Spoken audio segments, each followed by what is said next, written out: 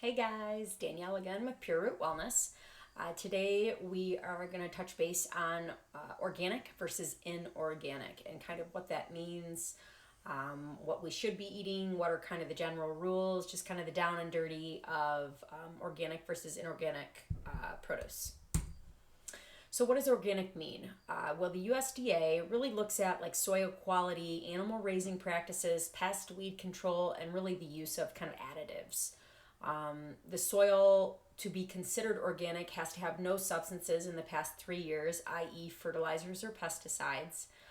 Animals raised to graze in a pasture fed 100% organic feed or forage, and then no antibiotics or hormones. Again, organic means processed foods cannot contain artificial preservatives, colors, or flavors. And then if the food is labeled organic, then it has to have at least 70% organically produced ingredients within the product itself. So, the USDA has identified at least three categories of labeling organic products. 100% organic means it's simply that, made with 100% organic ingredients. Just saying organic means that you need at least 95% of organic ingredients entailed in the produce itself or the product.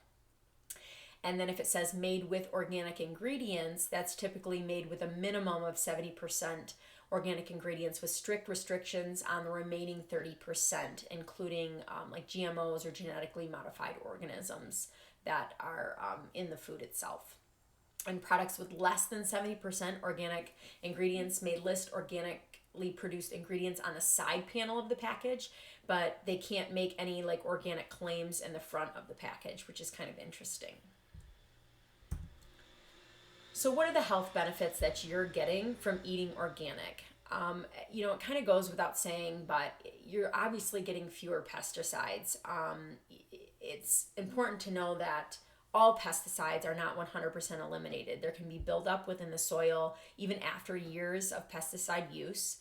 Some studies have actually indicated that the use of pesticides, even at low doses, can increase the risk of certain cancers, leukemias, lymphomas, brain tumors, breast cancer, prostate cancer, and really the wide use of pesticides has also led to the emergence of kind of what we call super weeds or super bugs. What I'm kind of seeing, within my surgical ICU, which really can only be killed with extreme toxic poisons. One is like a 2,4-dichlorophenyl acetate acid. It's basically a major ingredient that's used in the Agent Orange product. So, these pesticides, they may be helping the farmer. I don't, disagree with that. And from a financial standpoint, I'm sure it makes sense. From a health standpoint, we're actually shooting ourselves in the foot when it comes to ingesting these pesticides, letting these pesticides pretty much destroy the soil and the natural foundation of what our food and produce grows in. I think it's truly important to step back and say, what needs to be done for kind of the greater good in the big picture. And unfortunately, I don't think we've been doing that for several years, if not decades. But obviously, if you're eating organic food, you are getting at least a significant amount of fewer pesticides. The product tastes better. There's no doubt about it. You're just going to get that wholesome, rich flavor of an organic product. Less exposure to antibiotics, hormones. The nutrients in the product itself or produce in itself will be more dense, which is also another thing that's been lacking. Again, our soils have been depleted of the natural minerals and vitamins for decades now, if not hundreds of years. And we're starting to see that in the nutritional density or entity of the actual produce itself. A carrot back in 1940 is not equivalent to the nutritional denseness of what a carrot would be today, unfortunately. And then obviously eating organic is without a question better for the environment. Just kind of looking at some studies though, there were reviews of multiple studies that showed organic varieties actually do provide significantly greater levels of vitamin C, iron, magnesium, and phosphorus than non-organic varieties of some foods. While being higher in these nutrients, they're also significantly lower in nitrates and pesticide residues. In addition, with the exception of kind of wheats, oats, wine, organic foods typically provide greater levels of number of important antioxidant phytochemicals. And, organic fruits and vegetables really deliver between 20 to 40% higher antioxidant activity. So, kind of knowing that information, I know you look at the pocketbook when you're at the grocery store and you sit here and you go, well, I can have a bushel of carrots that are non-organic for $1.49, and then I'm going to pay $2.49 for the organic, product. I can see, what meets the eye right there would be saving $1 for what you think is the same carrot, when in reality it's not the same carrot.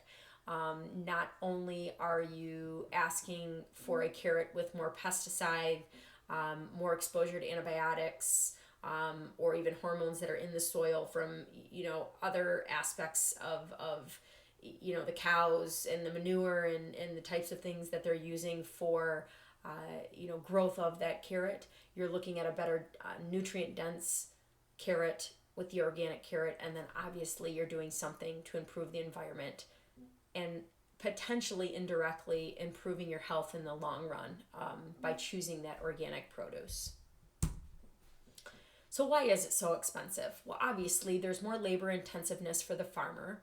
Obtaining the certification is expensive for the farmer, which seems ridiculous, but it is.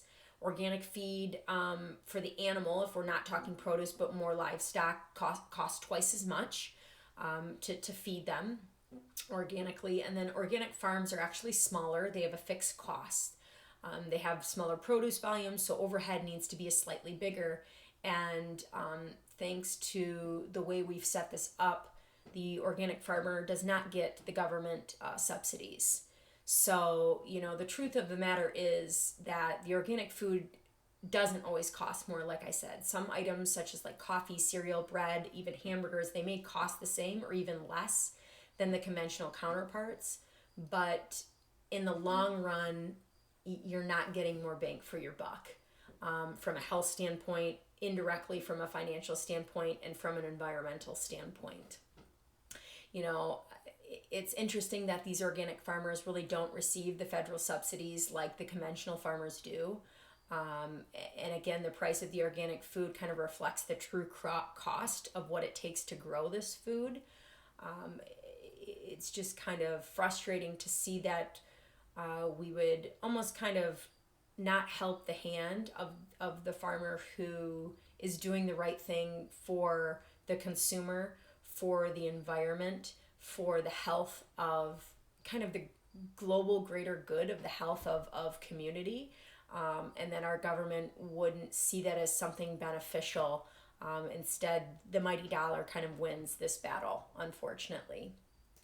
And the price of conventional food really doesn't reflect the cost of environmental cleanups that we pay through our tax dollars. So again, at some point in time, you're kind of getting a double whammy with the non-organic or inorganic foods that you're consuming. Again, not only are you taking the risk of more health issues later down the road, health costs that come with that, but environmental issues, environmental cleanups, antibiotic resistance. The more money we pay for the more heavy hitter antibiotics that we get, that we need to get, because these animals are pumped full of these antibiotics, and now the antibiotics that I would have used for you when you got ill no longer would work for you because these bugs outsmarted, the antibiotics themselves. It's a bigger picture here, I think, when it comes to just looking at $1.49 for a bushel of carrots versus $2.49. It's truly looking at the bigger picture. And the question we should be asking is, what is your health cost to you? Paying that extra dollar for organic versus, non-organic, but thousands of dollars over the course of a chronic illness, to me just kind of seems like a no-brainer. Again, I know it's hard to justify when you do get up to that counter and you do pay and you sit here and go, man, I could have had the same carrot, but it wasn't the same carrot for $1 less. I think we need to wrap our heads around that and kind of outsmart the game a little bit. So really tips. buy local, farmers markets, mom and pop shops. Buy what's in season. Usually, even organically grown, if it's in season, it is going to be a little more cost effective.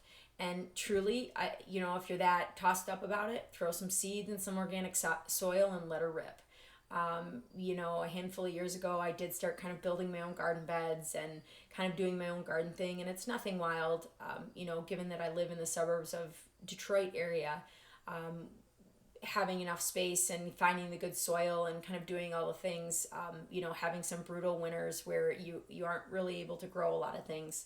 But I think there's something to be said about growing your own food and knowing where it came from and then ingesting it and having like that great satisfaction of being like, I made this. And it's healthy for me, and it's giving me all of the vital vitamins and nutrients that I need to kind of flourish from a health standpoint. It's pretty cool. So really the take home then, the buying guide, right? This is just kind of breaking down produce. These on the left are really the foods or the produce that you should be always buying organic. The general rule that I usually tell friends, family, myself, my husband, is if it has a non-protective skin over it, organic is typically the way to go. If it's something that you can, it has a heavy, thick skin that you can take off. A lot of times those pesticides, yes, there can still be minute amounts of pesticides and, products that are in, or I should say chemicals that are in the product.